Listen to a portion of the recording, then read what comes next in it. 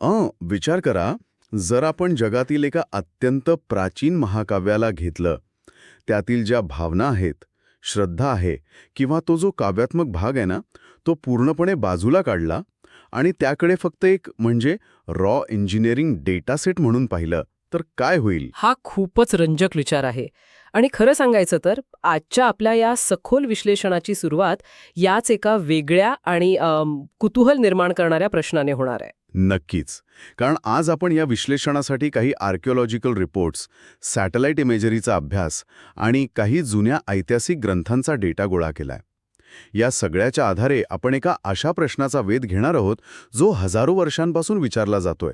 श्रीराम ही केवळ एक काल्पनिक कथा आहे की एका ऐतिहासिक वास्तवाचं डॉक्युमेंटेशन? हो, आणि हा प्रश्न सोडवण्यासाठी आज आपण एक अतिशय वेगळा लेन्स वापरणार आहोत. तो म्हणजे इंजिनिअरिंगचा लेन्स. पण पुढे वळण्यापूर्वी एक गोष्ट स्पष्ट करणं खूप गरजेचं वाटतं मला. हो, प्लीज सांगा. हा विषय साहजिकच अनेकांच्या जिव्हाळ्याचा आणि श्रद्धेचा आहे. त्यावर अनेक वेगवेगळे राजकीय आणि सामाजिक दृष्टिकोनही आहेत. पण आजच्या आपल्या या विश्लेषणाचं उद्दिष्ट कोणतीही बाजू घेणं किंवा कोणाच्या श्रद्धेला दुजोरा देणं वा धक्का लावणं हे अजिबात नाहीये. अगदी बरोबर. आपण आज इथे कोणताही निष्कर्ष थोपवण्यासाठी नाही बसलोय. राईट. आपल्यासमोर जो काही डेटा, जे काही रिसर्च पेपर्स आणि पुरावे आहेत, ते आपल्याला तटस्थपणे काय सांगण्याचा प्रयत्न करत आहेत, ते आपण फक्त एका विश्लेषणाच्या नजरेतून डिकोड करणार आहोत. एक्झॅक्टली. उपलब्ध माहितीचं फक्त एक ऑब्जेक्टिव्ह ॲनालिसिस. आता जर आपण या संपूर्ण समस्येला एक इंजिनिअरिंग प्रॉब्लेम मानलं, तर आपल्याला मोजमाप करण्यासाठी काहीतरी पॅरामीटर्स लागतील ना? कारण कोणत्याही मोठ्या डेटासेटचं विश्लेषण करण्यासाठी आधी एक फ्रेमवर्क तयार करावं लागतं. नक्कीच. आणि आज आपण 3 मुख्य पॅरामीटर्स वापरणार आहोत. टेक्स्च्युअल डेटा, जिओग्राफिकल ॲक्युरेसी आणि स्ट्रक्चरल एव्हिडन्स. या तीनही फिल्टर्समधून आपण ही कथा पास करून पाहणार आहोत की शेवटी हातात काय उरतं. म्हणजे हे सगळं तपासून पाहणार आहोत. हो. विज्ञानात आणि विशेषतः डेटा ॲनालिसिसमध्ये याला क्रॉस व्हेरिफिकेशन म्हणतात. जेव्हा तुम्ही वेगवेगळ्या आणि पूर्णपणे स्वतंत्र सोर्सेसमधून येणाऱ्या माहितीची सांगड घालता आणि ती एकाच बिंदूवर येऊन मिळते, तेव्हा तो केवळ योगायोग नसतो. तिथे एक पॅटर्न तयार होतो. अच्छा. मग आपण आपल्या पहिल्या पॅरामीटरपासून म्हणजेच टेक्स्च्युअल डेटापासून सुरुवात करूया. कोणत्याही भव्य प्रोजेक्टची सुरुवात एका ब्ल्यूप्रिंटने होते. इथे आपली ब्ल्यूप्रिंट आहे वाल्मिकी रामायण. पण एक सेकंड, इथे मला एक मोठा प्रश्न विचारायचा आहे. विचारा ना. एका हजारो वर्ष जुन्या महाकाव्याला जे मुळात एका कवीने लिहिलं आहे, त्याला आपण डेटाबेस किंवा GPS लॉग कसं काय म्हणू शकतो? कारण प्राचीन काळातले कवी तर अतिशयोक्ती करण्यासाठी प्रसिद्ध होते. हो.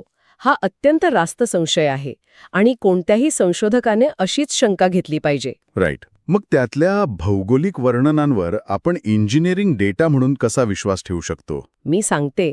जेव्हा आपण वाल्मिकी रामायणाचा बारकाईने अभ्यास करतो, तेव्हा लक्षात येतं की हे केवळ एक काव्य नाहीये.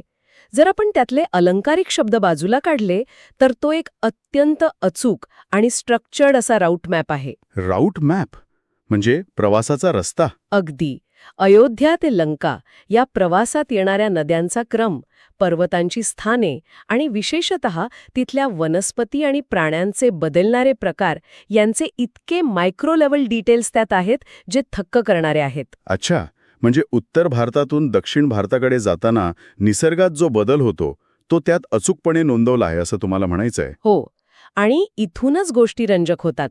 विंध्य पर्वत ओलांडल्यानंतर जंगलाचा प्रकार कसा बदलतो, तिथली झाडे कशी वेगळी आहेत, दंडकारण्यात कोणती विशिष्ट फळे आणि फुले मिळतात आणि थेट दक्षिणेकडे गेल्यावर हवामान कसे बदलते. बापरे. हे जे वर्णन ग्रंथात आहे ना, ते आजच्या आधुनिक बॉटॅनिकल आणि जिओग्राफिकल मॅप्सशी तंतोतंत जुळतंय. विचार करा, हजारो वर्षांपूर्वी जेव्हा सॅटेलाइट्स नव्हते किंवा गुगल मॅप्स नव्हते, तेव्हा केवळ कल्पनेच्या जोरावर एखादा माणूस हजारो किलोमीटरच्या प्रवासातील निसर्गाचे इतके अचूक वर्णन करू शकतो का? नाही. हे तर अशक्यच वाटतं.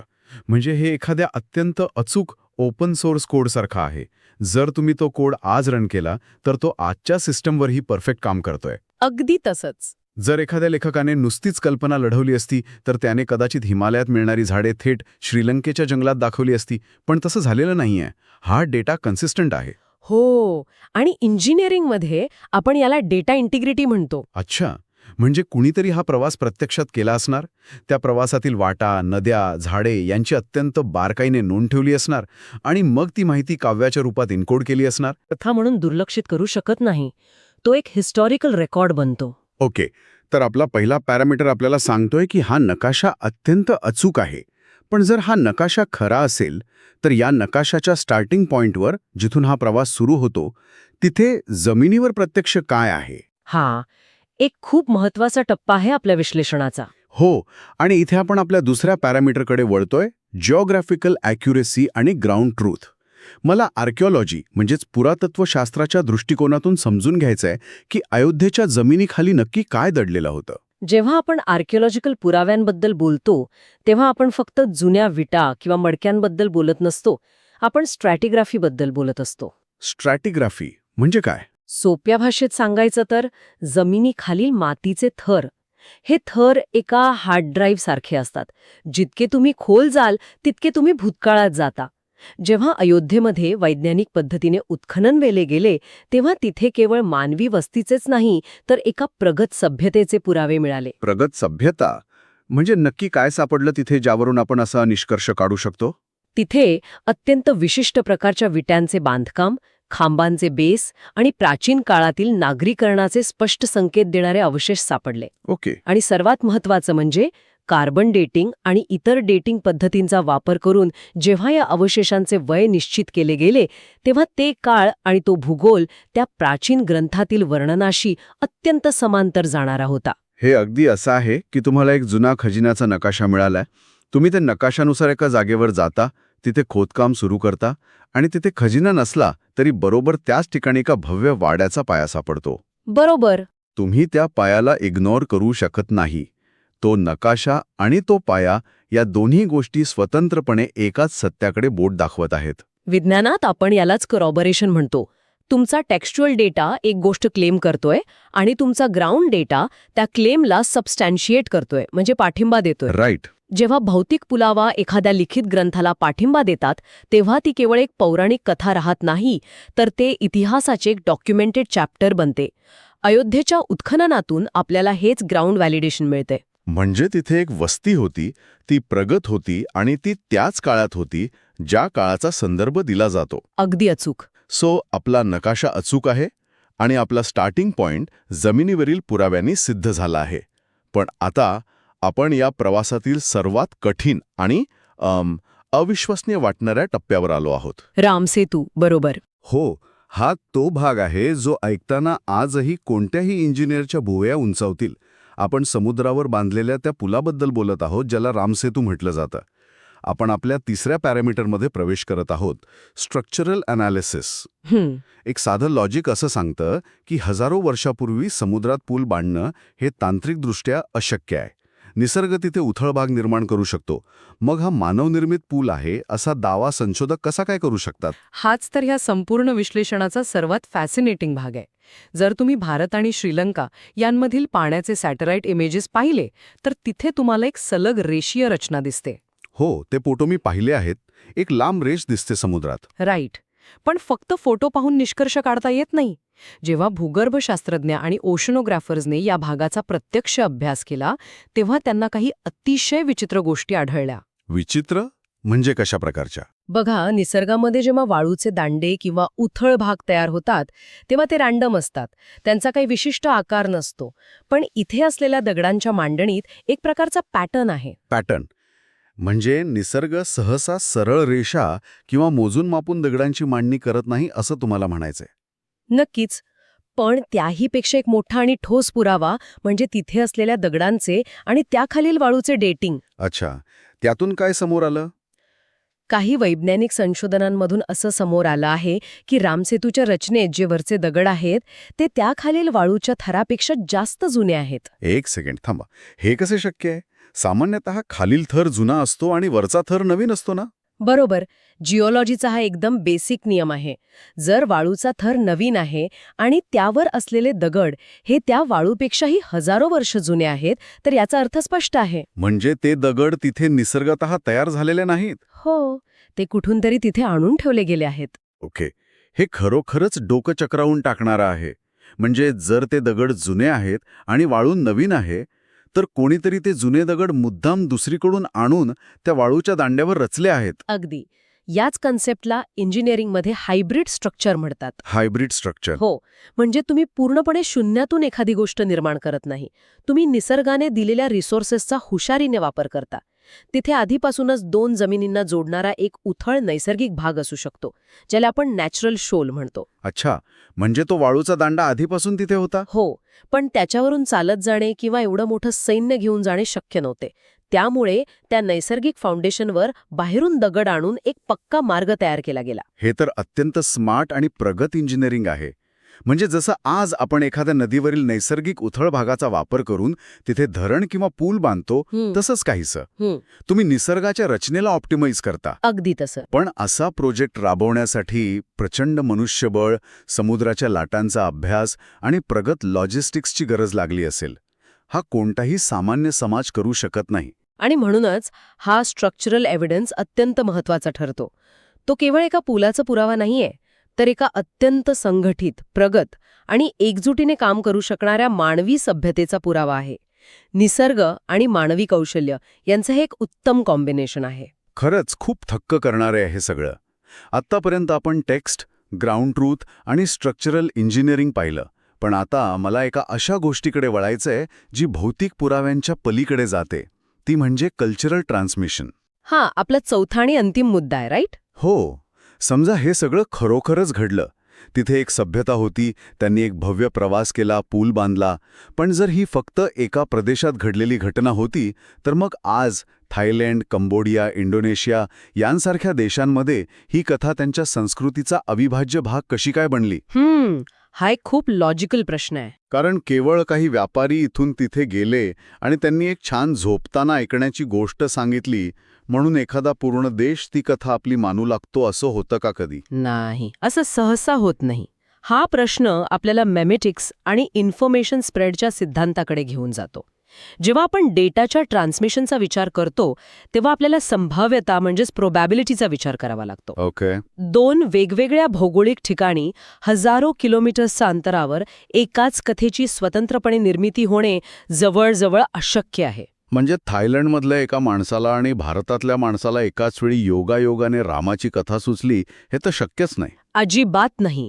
पण हा डेटा एका ठिकाणाहून दुसऱ्या ठिकाणी ट्रान्समिट झाला असण्याची शक्यता 100% आहे. पण इथे विचार करण्यासारखी गोष्ट ही आहे की कोणतीही सामान्य गोष्ट हजारो किलोमीटरचा प्रवास करून दुसऱ्या संस्कृतीत इतकी खोलवर रुजत नाही. बरोबर. एखादी गोष्ट तेव्हाच दुसऱ्या संस्कृतीचा DNA बनते जेव्हा त्या मूळ घटनेत एक प्रचंड मोठी ताकद आणि सत्यता असते. हे मला आजच्या ओपन सोर्स सॉफ्टवेअर सारखं वाटतंय. समजा एक ऑपरेटिंग सिस्टम आहे जी खूप पॉवरफुल आहे. जर तिचा कोर कोड कमकुवत असता, त्यात खूप एरर्स असते, तर जगभरातल्या इतर डेव्हलपर्सनी ती त्यांच्या सिस्टममध्ये इन्स्टॉलच केली नसती. अगदी बरोबर. पण रामायणाच्या बाबतीत इंडोनेशिया किंवा थायलंडसारख्या देशांनी हा सॉफ्टवेअर कोड केवळ इन्स्टॉलच नाही केला, तर तो हजारो वर्ष रनही केला आहे. त्यांनी त्यांच्या स्थानिक बदलानुसार त्या कोडमध्ये अपडेट्स केले असतील, पण तो मूळ कोड आजही शाबूत आहे. हे खूपच अचूक उदाहरण दिलं तुम्ही. तो कोर कोड एवढा सॉलिड आहे कारण तो एका खऱ्या ऐतिहासिक इम्पॅक्टवर आधारित आहे. जेव्हा एखादी ऐतिहासिक घटना मानवी जाणीवांवर इतका खोल ठसा उमटवते तेव्हा ती केवळ एक नोंद राहत नाही. हां, ती एक जगण्याची पद्धत बनते. राईट. हा कल्चरल डेटा आपल्याला त्या मूळ घटनेच्या विशालतेची प्रचिती देतो. तर आता आपण आपल्या या सखोल विश्लेषणाच्या अंतिम टप्प्यावर आलो आहोत. आपण सुरुवातीला जे पॅरामीटर्स ठरवले होते त्या सर्व डेटाचं आता आपण फायनल कम्प्युटेशन करूया. आपण जर एक एक करून पाहिलं तर आपल्या हाती काय लागतं? जर आपण निष्कर्षांकडे पाहिलं तर पहिलं म्हणजे टेक्स्च्युअल कन्सिस्टन्सी. आपला ग्रंथ आणि आजचा भूगोल एकमेकांशी अत्यंत सुसंगत आहेत. याला आपण हाय रेटिंग देऊ शकतो. नक्कीच. आणि दुसरं म्हणजे जिओग्राफिकल ॲक्युरेसी आणि आर्किओलॉजी. अयोध्येतील उत्खननात मिळालेले पुरावे हे ग्रंथातील दाव्यांना पुष्टी देतात. हा डेटा पॉइंटही खूप स्ट्रॉंग आहे. आणि तिसरं म्हणजे रामसेतूचा स्ट्रक्चरल एव्हिडन्स, जिथे सॅटेलाइट डेटा आणि जिओलॉजिकल डेटिंग हे हायब्रिड स्ट्रक्चरकडे बोट दाखवतात, जे मानवी हस्तक्षेपाशिवाय शक्य वाटत नाही. हो. आणि शेवटचा म्हणजे हा सांस्कृतिक डेटा जो जगभर पसरला आहे. या सर्व गोष्टी जर एकत्र केल्या तर हा सगळा डेटा एकाच दिशेने निर्देश करत आहे. आणि ती दिशा कोणती? ती दिशा म्हणजे श्रीराम आणि रामायण हे पूर्णपणे कल्पनेतून निर्माण झालेले मिथ नाहीत. विज्ञानाच्या आणि इंजिनिअरिंगच्या या सर्व पॅरामीटर्सवर हा डेटा तपासून पाहिल्यानंतर हे स्पष्ट होतं की यामागे एक अत्यंत प्रबळ ऐतिहासिक सत्य दडलेलं आहे. बापरे, हे खूपच प्रभावशाली आहे. हो ना, हा एक असा इतिहास आहे जो काव्याच्या रूपात जतन करून ठेवला गेला होता, ज्याला आपण आजच्या वैज्ञानिक साधनांनी पुन्हा डिकोड करत आहोत. आणि इथेच आजच्या या सखोल विश्लेषणाचा सर्वात महत्त्वाचा भाग समोर येतो. आपण नेहमी याच वादात अडकतो की हे सगळं खरं होतं की खोटं. पण मला वाटतं आपण एक खूप मोठा पॉइंट मिस करतोय. कोणता पॉइंट? जेव्हा आपण या पुराव्यांच्या आधारे एका प्राचीन कथेला ऐतिहासिक वास्तवाच्या रूपात स्वीकारतो, तेव्हा आपल्याला हे समजतं की आपले पूर्वज केवळ उत्तम कवी नव्हते, तर ते अत्यंत प्रगत इंजिनियर्स, भूगोलतज्ञ आणि संघटक. तर आज आपण एका हजारो वर्षे जुन्या महाकाव्याला एका इंजिनिअरिंग प्रॉब्लेमप्रमाणे डिकोड केलं आणि त्यात दडलेलं ऐतिहासिक सत्य शोधण्याचा प्रयत्न केला. आता जाता जाता आपण सर्वांसाठी एक असा विचार सोडून जाणार आहोत जो कदाचित आजूबाजूचा इतिहास पाहण्याचा दृष्टिकोनच बदलून टाकेल. नक्कीच.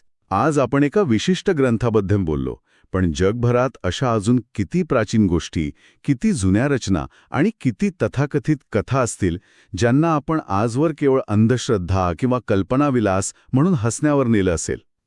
बरोबर आहे. कदाचित चूक त्या कथांमध्ये नव्हतीच. कदाचित तो हजारो वर्षे जुना डेटा वाचण्यासाठी आपल्याकडे आजवर योग्य टूल्स आणि पॅरामीटर्सच उपलब्ध नव्हते. आणि आज जेव्हा सॅटेलाइट्स, कार्बन डेटिंग आणि प्रगत ॲनालिसिसच्या माध्यमातून हे पुरावे आपल्यासमोर येत आहेत, तेव्हा आपण स्वतःला एक प्रश्न विचारण्याची गरज आहे. हा नवीन इतिहास स्वीकारण्यासाठी आपण खरोखरच तयार आहोत का, की आपण आजही आपल्या जुन्याच विचारांच्या चौकटीत अडकून राहणं पसंत करणार आहोत? याचा नक्की विचार करा.